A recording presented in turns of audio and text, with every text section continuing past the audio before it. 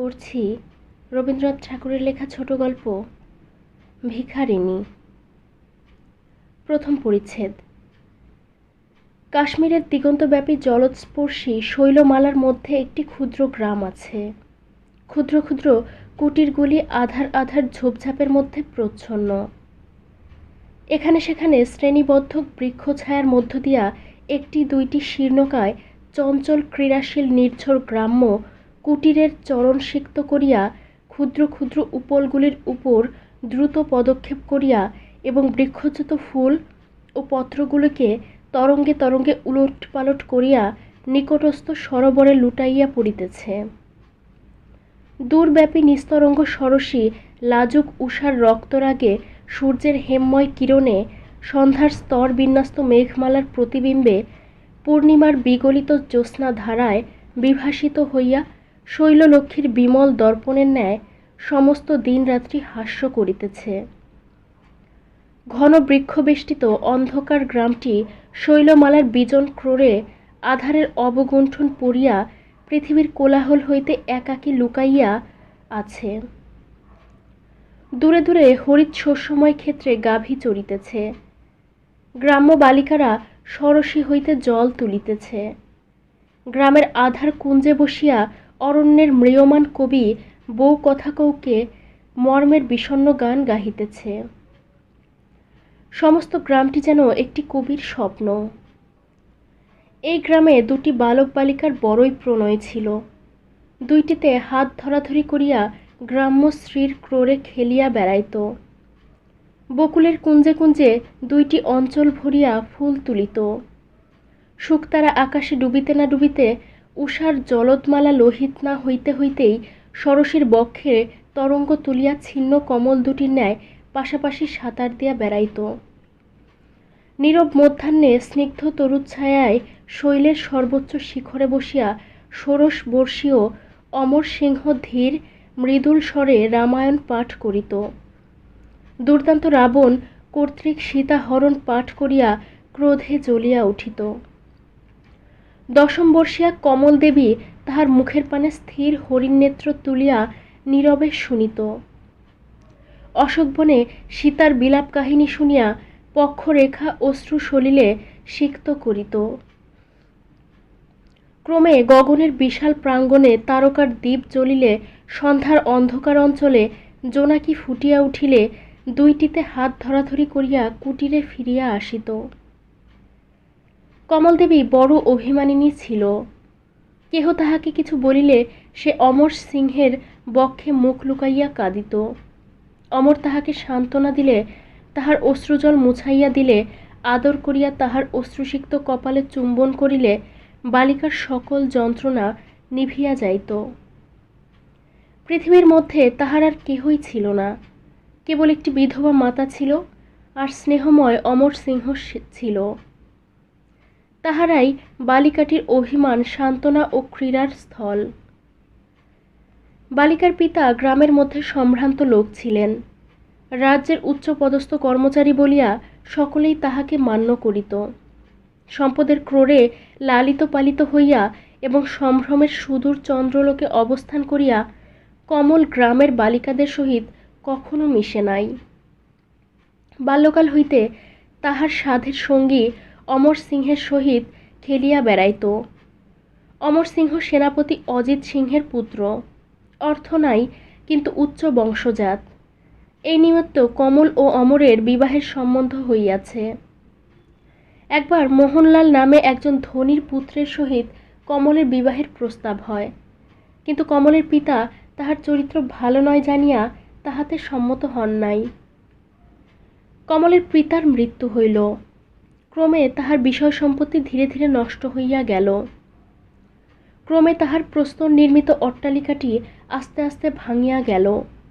ক্রমে তাহার পারিবারিক সম্ভ্রম অল্পে অল্পে বিনষ্ট হইল এবং ক্রমে তাহার রাশি রাশি বন্ধু একে একে সরিয়া পড়িল। অনাথা বিধবা জীর্ণ অট্টালিকা ত্যাগ করিয়া একটি ক্ষুদ্র কুটিরে বাস করিলেন। সম্পদের সুখময় স্বর্গ হইতে দারুণ দারিদ্র্যে নিপতিত হইয়া বিধবা অত্যন্ত কষ্ট পাইতেছেন। সম্ভ্রম রক্ষা করিবার উপায় দূরে থাক, জীবন রক্ষারও কোনো সম্বল নাই। আদরিণী কন্যাটি কি করিয়া দরিদ্র দুঃখ সহ্য করিবে? স্নেহময়ী মাতা ভিক্ষা করিয়াও কমলকে কোনো মতে দারিদ্র্যের রৌদ্র ভোগ করিতে দেন নাই। অমরের সহিত কমলের শীঘ্রই বিবাহ হইবে। বিবাহের আর 2-1 সপ্তাহ অবশিষ্ট আছে। অমর গ্রামের পথে বেড়াইতে বেড়াইতে কমলকে তাহার ভবিষ্যৎ জীবনের কত কি সুখের কাহিনী শুনাইত। বড় হইলে দুইজনে ওই শৈল শিখরে কত খেলা খেলিবে, ওই সরসীর জলে কত সাঁতার দিবে, ওই বকুলের কুঞ্জে কত ফুল তুলিবে। চুপি চুপি গম্ভীরভাবে তাহারই পরামর্শ করিত। বালিকা অমরের মুখে তাহাদের ভবিষ্যৎ ক্রীড়ার গল্প শুনিয়া আনন্দে উৎফুল্ল হইয়া বিহবল নেত্রে অমরের মুখের পানে চাহিয়া থাকিত। এইরূপে যখন এই 2টি বালক বালিকা কল্পনার অস্ফুট জ্যোৎস্নাময় স্বর্গে খেলা করিতেছিল, তখন রাজধানী হইতে সংবাদ আসিল যে রাজ্যের সীমায় যুদ্ধ বাধিয়াছে। সেনানায়ক অজিত সিংহ যুদ্ধে যাইবেন এবং যুদ্ধ শিক্ষা দিবার জন্য তাহার পুত্র অমর সিংহকেও সঙ্গে লইবেন। সন্ধ্যা হইয়াছে। শৈল শিখরের বৃক্ষছায়ায় অমর ও কমল দাঁড়াইয়া আছে। অমর সিংহ কহিতেছেন, কমল, আমি তো চলিলাম, এখন রামায়ণ শুনিবি কার কাছে? বালিকা ছলছল নেত্রে মুখের পানে চাহিয়া রহিল। দেখ কমল, ওই অস্তমান সূর্য আবার কাল উঠিবে, কিন্তু তোর কুটির দ্বারে আমি আর আঘাত দিতে যাইব না। তবে বল দেখি, আর কাহার সহিত খেলা করিবি? কমল কিছুই কহিল না, নীরবে চাহিয়া রহিল। অমর কহিল, সখী, যদি তোর অমর যুদ্ধক্ষেত্রে মরিয়া যায় তাহা হইলে? কমল ক্ষুদ্র বাহু দুটিতে অমরের বক্ষ জড়াইয়া ধরিয়া কাঁদিয়া উঠিল। কহিল, আমি যে তোমাকে ভালোবাসি অমর, তুমি মরিবে কেন? অশ্রু সলিলে বালকের নেত্র ভরিয়া গেল।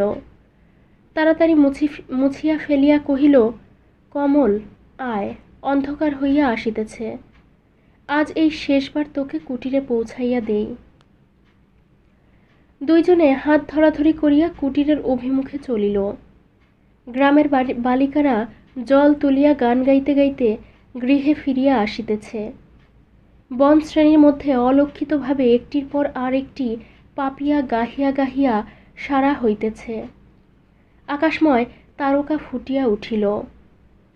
অমর কেন তাহাকে পরিত্যাগ করিয়া যাইবে, এই অভিমানে কমল কুটিরে গিয়া মাতার বক্ষে মুখ লুকাইয়া কাঁদিতে লাগিল। অমর অশ্রু সলিলে শেষ বিদায় গ্রহণ করিয়া ফিরিয়া আসিল। অমর পিতার সহিত সেই রাত্রেই গ্রাম ত্যাগ করিয়া চলিল। গ্রামের শেষ প্রান্তে শৈল শিখরোপরি উঠিয়া একবার ফিরিয়া চাহিল। দেখিল শৈলগ্রাম জ্যোৎস্নালোকে ঘুমাইতেছে। চঞ্চল নির্ঝরিণী নাচিতেছে। ঘুমন্ত গ্রামের সকল কোলাহল স্তব্ধ। মাঝে মাঝে 2-1টি রাখালের গানের অস্ফুট স্বর গ্রাম্য শৈলের শিখরে গিয়া মিশিতেছে। অমর দেখিল কমল দেবীর লতা পাতা বেষ্টিত ক্ষুদ্র কুটিরটি অস্ফুট জ্যোৎস্নায় ঘুমাইতেছে। ভাবিল, ওই কুটিরে হয়তো এতক্ষণে শূন্য হৃদয়া মর্মপীড়িতা বালিকাটি উপাধানে ক্ষুদ্র মুখখানি লুকাইয়া নিদ্রাশূন্য নেত্রে আমার জন্য কাঁদিতেছে। অমরের নেত্র অশ্রুতে পুরিয়া গেল। অজিত সিংহ কহিলেন, রাজপুত বালক, যুদ্ধযাত্রার সময় কাঁদিতেছিস? অমর অশ্রু মুছিয়া ফেলিল। শীতকাল, দিবা অবসান হইয়া আসিতেছে। গাঢ় অন্ধকারময় মেঘরাশি উপত্যকা শৈলশিখর কুটির বন নির্ঝর হ্রদ শস্যক্ষেত্র একেবারে গ্রাস করিয়া ফেলিয়াছে। অবিশ্রান্ত বরফ পড়িতেছে। তরল তুষারে সমস্ত শৈল আচ্ছন্ন হইয়াছে। পত্রহীন শীর্ণ বৃক্ষ সকল শ্বেত মস্তকে স্তম্ভিতভাবে দণ্ডায়মান। দারুণ তীব্র শীতে হিমালয় গিরিও যেন অবসন্ন হইয়া গিয়াছে। এই শীত সন্ধ্যার বিষণ্ণ অন্ধকারের মধ্য দিয়া গাঢ় বাষ্পময় স্তম্ভিত মেঘরাশি ভেদ করিয়া একটি ম্লান মুখশ্রী ছিন্ন বসনা দরিদ্র বালিকা অশ্রুময় নেত্রে শৈলের পথে পথে ভ্রমণ করিতেছে। তুষারে পদতল প্রস্তরের ন্যায় অসাড় হইয়া গিয়াছে। শীতে সমস্ত শরীর কাঁপিতেছে, মুখ নীলবর্ণ। পার্শ্ব দিয়া দুই একটি নীরব পান্থ চলিয়া যাইতেছে। হতভাগিনী কমল করুণ নেত্রে এক একবার তাহাদের মুখের দিকে চাহিতেছে। কি বলিতে গিয়া বলিতেছে না, আবার অশ্রু সলিলে অঞ্চল সিক্ত করিয়া তুষার স্তরে পদচিহ্ন অঙ্কিত করিতেছে। কুটিরে রুগ্না মাতা অনাহারে শয্যাগতা। সমস্ত দিন বালিকা এক মুষ্টিও আহার করিতে পায় নাই। প্রাতকাল হইতে সন্ধ্যা পর্যন্ত পথে পথে ভ্রমণ করিতেছে। সাহস করিয়া ভীতিবিহবলা বালা কাহারও কাছে ভিক্ষা চাহিতে পারে নাই। বালিকা কখনো ভিক্ষা করে নাই, কি করিয়া ভিক্ষা করিতে হয় জানে না, কাহাকে কি বলিতে হয় জানে না। আলোড়িত কুন্তল রাশির মধ্যে সেই ক্ষুদ্র করুণ মুখখানি দেখিলে, দারুণ শীত কম্পমান তাহার সেই ক্ষুদ্র দেহখানি দেখিলে পাষাণ বিগলিত হইত। ক্রমে অন্ধকার ঘনীভূত হইল। নিরাশ বালিকা ভগ্ন হৃদয়ের শূন্য অঞ্চলে কুটিরে ফিরা যাইতেছে, কিন্তু অসাড় পা আর ওঠে না। অনাহারে দুর্বল, পথশ্রমে ক্লান্ত, নিরাশায় ম্রিয়মাণ। শীতে অবসন্ন বালিকা আর চলিতে পারে না। অবশ হইয়া পথ প্রান্তের তুষার শয্যায় শুইয়া পড়িল। শরীর ক্রমে আরও অবসন্ন হইতে লাগিল। বালিকা বুঝিল ক্রমে সে অবসন্ন হইয়া তুষারে চাপা পড়িয়া মরিবে। মাকে স্মরণ করিয়া কাঁদিয়া উঠিল। জোর হস্তে কহিল, মা ভগবতী, আমাকে মারিয়া ফেলিও না, আমাকে রক্ষা করো। আমি মরিলে যে আমার মা কাঁদিবে, আমার অমর কাঁদিবে। ক্রমে বালিকা অচেতন হইয়া পড়িল। কমল আলোলিত কুন্তলে শিথিল অঞ্চলে তুষারে অর্ধমগ্না হইয়া বৃক্ষচ্যুত মলিন ফুলটির মতো পথ প্রান্তে পড়িয়া রহিল। তুষারের উপর তুষার পড়িতে লাগিল। বালিকার বক্ষের উপর তুষারের কণা পড়িতেছে ও গলিতেছে এবং ক্রমে জমিয়া যাইতেছে। এই আধার রাত্রিতে একজন পান্থ পথ দিয়া যাইতেছে না। বৃষ্টি পড়িতে লাগিল, রাত্রি বাড়িতে লাগিল, বরফ জমিতে লাগিল। বালিকা একাকিনী শৈলপথে পড়িয়া রহিল। দ্বিতীয় পরিচ্ছেদ। কমলের মাতা ভগ্ন কুটিরে রোগশয্যায় শয়ান। জীর্ণ গৃহ ভেদ করিয়া শীতের বাতাস তীব্র বেগে গৃহে প্রবেশ করিতেছে। বিধবা তৃণ শয্যায় শুইয়া থরথর করিয়া কাঁপিতেছেন। গৃহ অন্ধকার, প্রদীপ জ্বালিবার লোক নাই। কমল প্রাতে ভিক্ষা করিতে গিয়াছে, এখনো ফিরিয়া আসে নাই। ব্যাকুল বিধবা প্রত্যেক পদশব্দে কমল আসিতেছে বলিয়া চমকিয়া উঠিতেছেন। কমলকে খুঁজিবার জন্য বিধবা কতবার উঠিতে চেষ্টা করিয়াছেন, কিন্তু পারেন নাই। কত কি আশঙ্কায় আকুল হইয়া মাতা দেবতার নিকট কাতর ক্রন্দনে প্রার্থনা করিয়াছেন। অশ্রু জলে কতবার কহিয়াছেন, আমি হতভাগিনী, আমার মরণ হইল না কেন। কখনো ভিক্ষা করিতে যান না যে বালিকা, তাহাকেও আজ অনাথার মতো দ্বারের বাহিরে দাঁড়াইতে হইল। ক্ষুদ্র বালিকা অধিক দূর চলিতে পারে না। সেই অন্ধকারে তুষারে বৃষ্টিতে কি করিয়া বাঁচিবে। উঠিতে পারেন না, অথচ কমলকে দেখিতে পাইতেছেন না। বিধবা বক্ষে করাঘাত করিয়া অধীরভাবে কাঁদিতে লাগিলেন। দুই একজন প্রতিবাসী বিধবাকে দেখিতে আসিয়াছিল। বিধবা তাহাদের চরণ জড়াইয়া ধরিল, সজল নয়নে কাতরভাবে মিনতি করিলেন, আমার পথহারা কমল কোথায় ঘুরিয়া বেড়াইতেছে, একবার তাহাকে খুঁজিতে যাও। তাহারা বলিল, এই তুষারে অন্ধকারে আমরা ঘরের বাহিরে যাইতে পারি না। বিধবা কাঁদিয়া কহিলেন, একবার যাও, আমি অনাথ, দরিদ্র, অর্থ নাই, তোমাদের কি দিব বলো। ক্ষুদ্র বালিকা, সে পথ চিনে না, সে আজ সমস্ত দিন কিছু খায় নাই, তাহাকে মাতার ক্রোড়ে আনিয়া দাও, ঈশ্বর তোমাদের মঙ্গল করিবেন। কেহ শুনিল না।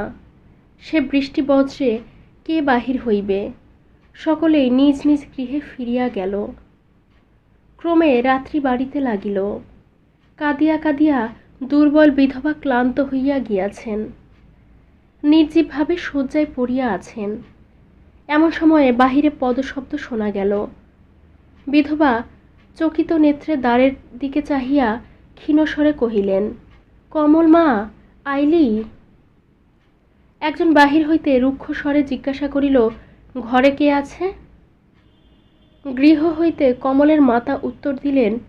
সে শাখাদীপ হস্তে গৃহে প্রবেশ করিল এবং কমলের মাতাকে কি কহিল শুনিবামাত্র বিধবা চিৎকার করিয়া মূর্ছিত হইয়া পড়িলেন।